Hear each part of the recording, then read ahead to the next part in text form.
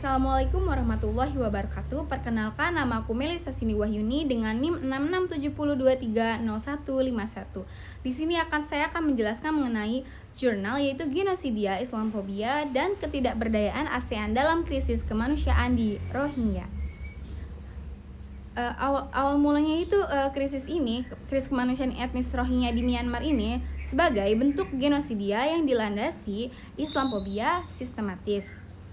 Nah, dalam hal ini bagaimana warisan kolonialisme Inggris, prasangka agama, dan kegagalan struktur internasional berkontribusi pada penindasan berkelanjutan terhadap minoritas Muslim Rohingya.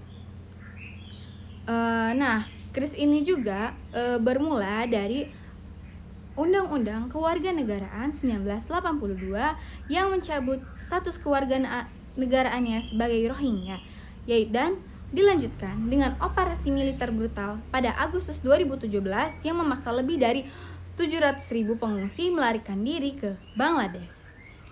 Islamophobia ini juga disebarkan melalui gerakan ekstremis seperti 969 dan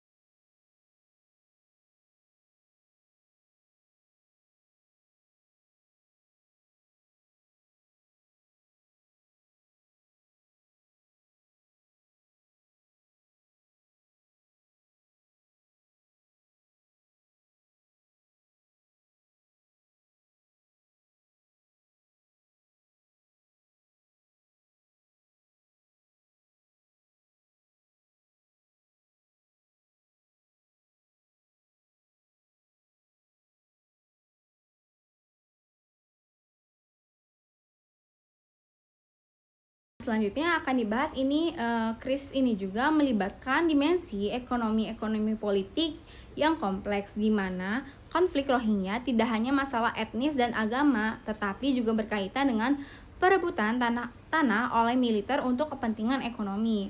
Dengan itu negara Belgia kayak Rakhine yang menjadi tuan rumah Rohingya merupakan daerah termiskin namun kaya sumber daya alam dan memiliki posisi strategis untuk proyek infrastruktur seperti jalur ekonomi Cina Myanmar. Pengusir Rohingya memberikan kesempatan bagi militer dan elit Myanmar untuk menguasai tanah yang ditinggalkan dan memanfaatkannya untuk proyek pembangunan, menciptakan kondisi di mana kepulangan Rohingya menjadi semakin sulit. Tanggapan Indonesia terhadap krisis pada tahun 2022 dan 2023 mencerminkan kompleksitas diplomasi kemanusiaan, di mana sebagai negara non-pendatangan konvensi pengungsi 1951, Indonesia menjadi dilema antara kewajiban moral sebagai negara muslim terbesar dengan kapasitas dan kepentingan nasional.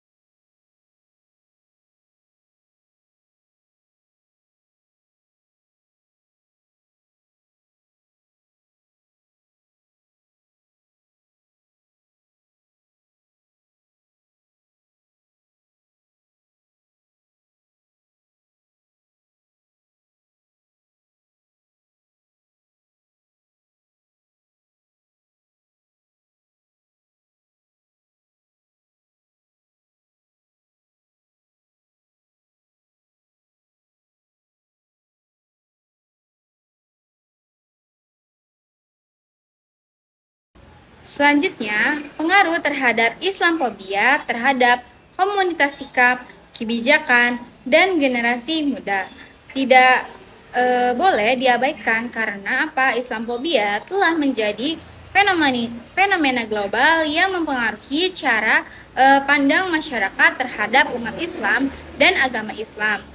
Pada media massa, terutama media barat, setelah 19/11 memiliki pengaruh besar terhadap pembentukan pandangan publik yang buruk terhadap Islam. Islam ini digambarkan sebagai agama yang penuh diskriminasi, radikalisasi, dan kemunduran. Nah, dengan kehadiran media digital ini, keadaan menjadi lebih buruk karena retorika Islamophobia menyebar melalui ujaran kebencian dan tindakan pencemaran nama baik di platform media sosial yang dijamin oleh narasi kebebasan berekspektasi di Myanmar. Penyebaran propaganda anti-muslim ini terjadi dengan sangat cepat di Facebook, yang kemudian diakui oleh perusahaan itu sebagai kegagalan untuk mencegah penggunaan platform mereka dalam menghasut kekerasan. Nah, dengan ini warisan penjajahan di Inggris di Myanmar telah membentuk fondasi struktural yang memperkuat ketidaksetaraan etnis menjadi sementara. Nah, narasi Islamophobia ini digunakan untuk mendukung tindakan diskriminatif terhadap Rohingya. Interaksi antara elemen-elemen ini menguatkan keadaan yang memungkinkan penindasan terhadap Rohingya tetap berlangsung dari pemahaman yang mendetail mengenai penyebab utama konflik ini sangat krusial untuk menyusun strategi yang efektif dalam mengakhiri penindasan serta mendukung perdamaian dan keadilan di Myanmar. Tanpa menangani warisan lokal, mewarisi warisan kolonial serta struktur ketidakadilan yang sudah mengakar puluhan tahun sudah, usaha penyelesaian konflik ini hanya akan berfungsi sebagai solusi sementara yang tidak menyentuh inti masalahnya tersebut. Myanmar harus menghapus Undang-Undang Kewarganegaraan 1982 yang tidak adil dan mengembalikan kewarganegaraan Rohingya tanpa ketentuan. Selanjutnya, pelaku kekerasan dan genosida harus diinvestigasi dan diadili di pengadilan domestik maupun internasional guna menjamin akuntabilitas dan mencegah imunitas. Selanjutnya, ASEAN harus mereformasi strukturnya dan menciptakan mekanisme yang memungkinkan intervensi dan situasi pelanggaran HAM yang serius dilakukan oleh negaranya. Nah, prinsip non-intervensi tidak seharusnya dijadikan alasan untuk membiarkan kejahatan kemanusiaan terus terjadi. Nah, dengan ini komunitas global perlu memberikan dukungan terhadap berkelanjutan bagi pengungsi Rohingya serta memfasilitasi pengembalian mereka yang aman, terhormat, dan sukarela. Selanjutnya, dengan jelas tantangan dalam merealisasikan dari solusi-solusi tersebut ini sangat besar. Nah, kudeta militer di Myanmar pada 2021 semakin memperburuk keadaan dan menjadikan harapan bagi pemulangan Rohingya ini semakin tidak mungkin. Karena apa? Junta militer Myanmar tidak menunjukkan indikasi bahwasannya akan merubah kebijakan dari terhadap Rohingya, malah tampak semakin representatif. ASEAN yang tetap sangat menolak perubahan prinsip non-intervensi meskipun sudah terbukti gagal dan mengatasi krisis kemanusiaan dan komunitas global terbagi dengan China dan Rusia yang terus mendukung Myanmar di Dewan Keamanan PBB dan kepentingan strategis mereka. Dalam kondisi ini, pengungsi Rohingya menjadi sasaran geopolitik yang terus menderita tanpa adanya solusi yang pasti. Nah, krisis dari Rohingya ini refleksi dari memperlihatkan kelemahan sistem internasional dalam melindungi kelompok-kelompok rentan dan kekerasan besar.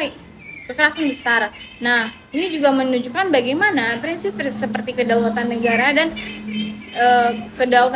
dan non intervensi dapat berfungsi sebagai pelindung bagi rezim yang melakukan pelanggaran terhadap kemanusiaan. Kurang lebihnya mohon maaf. Wassalamualaikum warahmatullahi wabarakatuh.